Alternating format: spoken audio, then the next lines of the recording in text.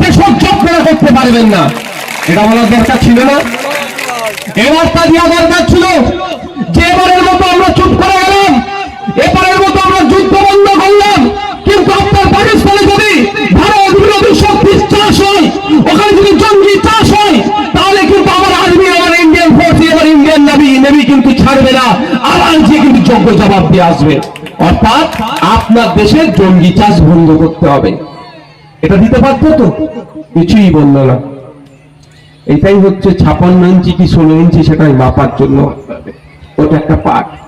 আর একটা পার্ট কাশ্মীরের মতো জায়গায় যেখানে 10 মিটার 5 মিটার ছাড়া ছাড়া, যেখানে 5 মিটার 10 মিটার ছাড়া ছাড়া সেন্ট্রাল ফোর্স থাকে। মানে আপনারা এখানে কেউ যদি কাশ্মীরে ঘুরে আসেন, আমার থেকে ভালো তারা বলতে পারবে যে আপনি ধরেন এই রাস্তা দিয়ে যাচ্ছেন, প্রতি 5 মিটার 10 মিটার ছাড়া ছাড়া সেন্ট্রাল ফোর্স হাতিয়ার নিয়ে দাঁড়িয়ে থাকে একদম। ও মাঝে মধ্যে গাড়ি চেক ফেক করে, হ্যান করে, ত্যান করে। যেখানে এই বিস্ফোরণ বর্বরচিত সন্ত্রাসবাদী হামলা হয়েছে, সেই জায়গা থেকে পাকিস্তান বর্ডার 300 কিলোমিটার দূরে। কি বলা হচ্ছে? পাকিস্তান থেকে নাকি জঙ্গিরা আসলো, এসে ওখানে হামলা চালিয়ে আবার গায়েব হয়ে গেল। তাহলে ভাই প্রশ্ন থাকবে না যে এই 300 কিলোমিটার আসলো বড় হাতিয়ার নিয়ে, তাহলে ওখানে অমিত শাহর পুলিশ, দেশের প্রধানমন্ত্রী, যেখানে সারা ভারতবর্ষ নয় সারা পৃথিবীর মধ্যে সব থেকে বেশি যদি কোনো জায়গায় আর্মি থাকে সেটা হচ্ছে কাশ্মীর, তাহলে কি করছিল অমিত শাহ? প্রশ্ন করতে হবে না?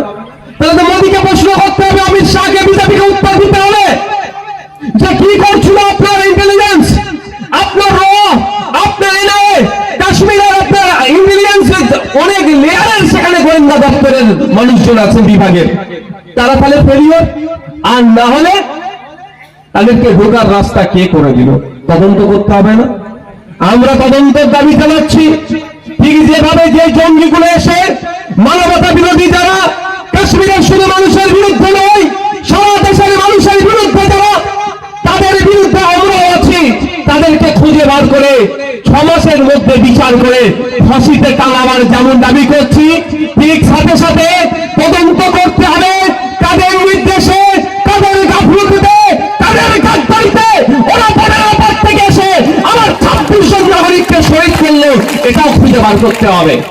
এবং যাদের গাফলতি, যাদের গাদ্দারির জন্য আমার দেশের নাগরিক খুন হতে হলো, তাদেরকে দৃষ্টান্তমূলক শাস্তি দিতে হবে, এই দাবি আমরা করছি। করবেন না ভাই?